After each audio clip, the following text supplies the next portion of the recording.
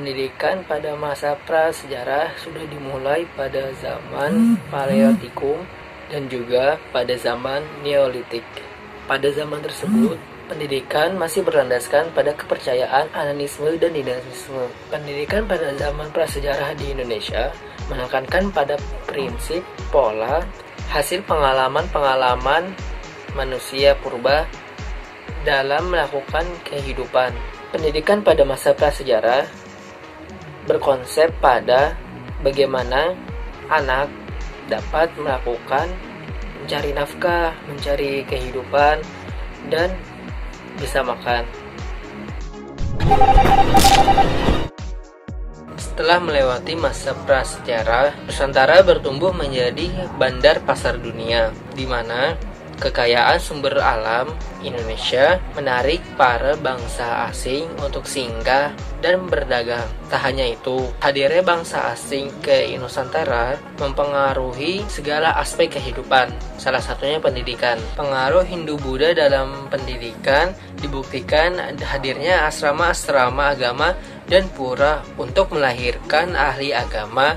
Pada zamannya, guru-guru adalah orang yang dimuliakan, sehingga titah dan amanatnya harus dilaksanakan, sehingga dapat menjadi seorang calon brahmana yang menguasai kitab suci agamanya. Setelah itu, penulisan dan alih bahasa kitab-kitab agama sangat intens terjadi di kerajaan Nusantara Hindu-Buddha, bertujuan untuk menyebarkan pesan agama yang dapat diterima oleh seluruh masyarakat.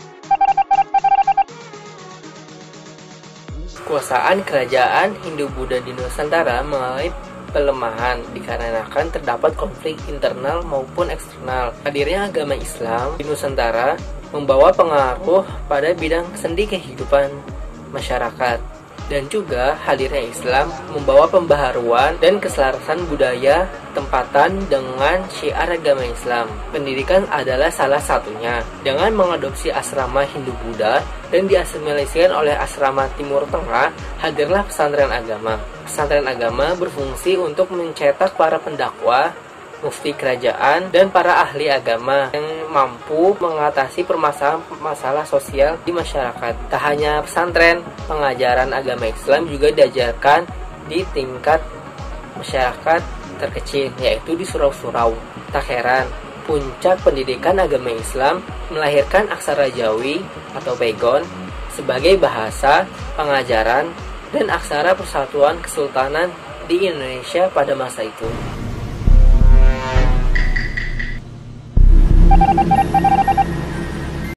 Pada tahun 1511, Portugis mulai menguasai dan melakukan daerah Malaka. Setelah berhasil menguasai daerah Malaka, mereka lalu melanjutkan ekspedisi perjalanan mereka ke Indonesia bagian timur. Tujuan mereka melakukan ekspedisi ke Indonesia bagian timur adalah untuk mencari rempah-rempah dan juga menyebarkan agama Kristen Katolik kepada masyarakat di Indonesia bagian timur. Lalu mereka juga mendirikan sekolah seminari pada tahun 1536 guna menyebarluaskan agama Kristen Katolik di sana.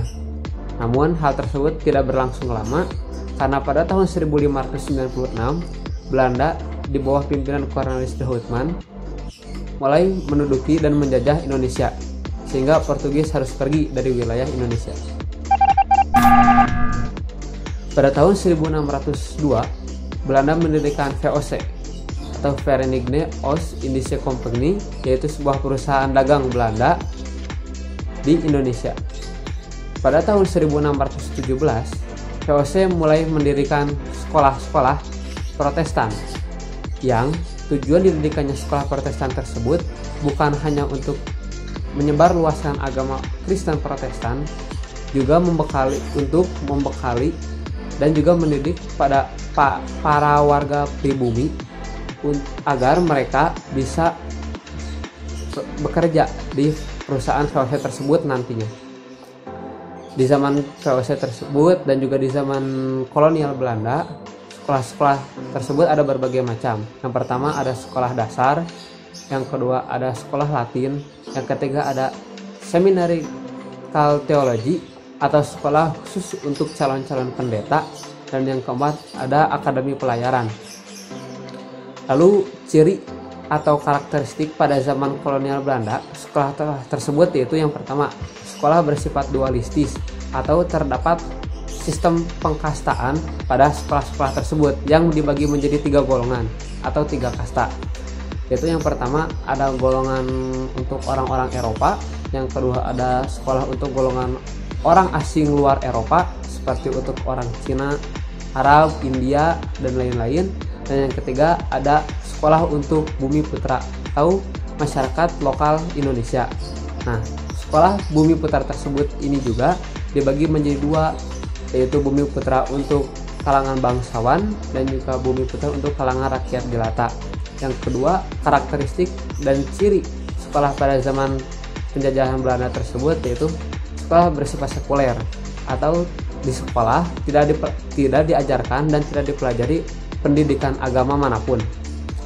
Yang ketiga, sekolah itu tidak mengajarkan dan juga mendidik keterampilan guna mengembangkan soft skill para siswa pada zaman tersebut. Lalu yang keempat, Belanda pun masih jarang gitu. Kalau di sekolah-sekolah Belanda terdapat wanita yang masuk dan melanjutkan pendidikan di sekolah, karena pada zaman tersebut derajat wanita dianggap lebih rendah daripada derajat laki-laki pada saat ini.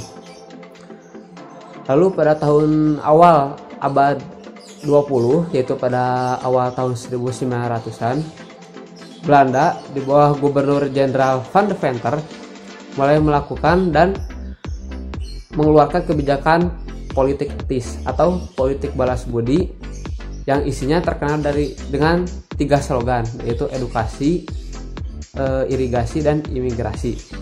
Nah, pada zaman Van de Venter tersebut di Indonesia mulai tumbuh sekolah-sekolah baik di perkotaan maupun di desa-desa tanpa memandang strata sosial mereka. Jadi para bangsawan, para rakyat jelata sama, mereka menempuh pendidikan dalam satu sekolah dan tidak dibedakan menjadi antara golongan melalui kasta sosial apapun.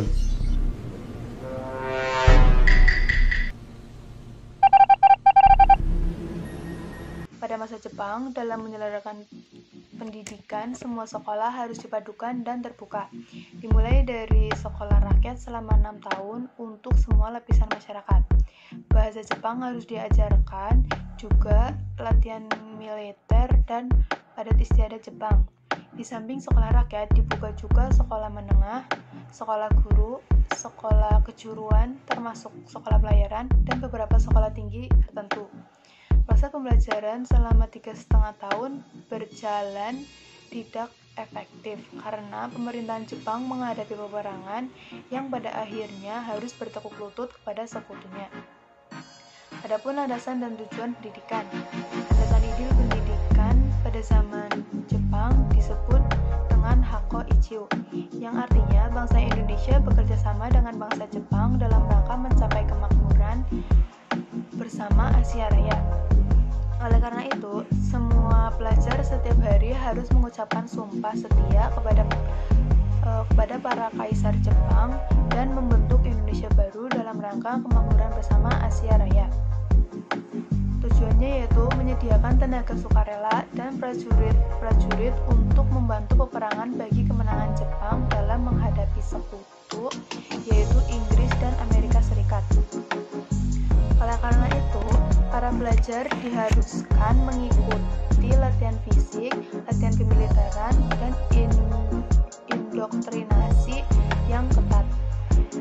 Sifat-sifat pendidikan yaitu ada bahasa Indonesia. Yang pertama, bahasa Indonesia dijadikan sebagai bahasa pengantar di sekolah. Yang kedua, bela diri dimasukkan ke dalam kurikulum sekolah. Yang ketiga, menghilangkan diskriminasi hak memperoleh pendidikan. Dan yang keempat, terjadinya perubahan struktur sekolah. Adapun sistem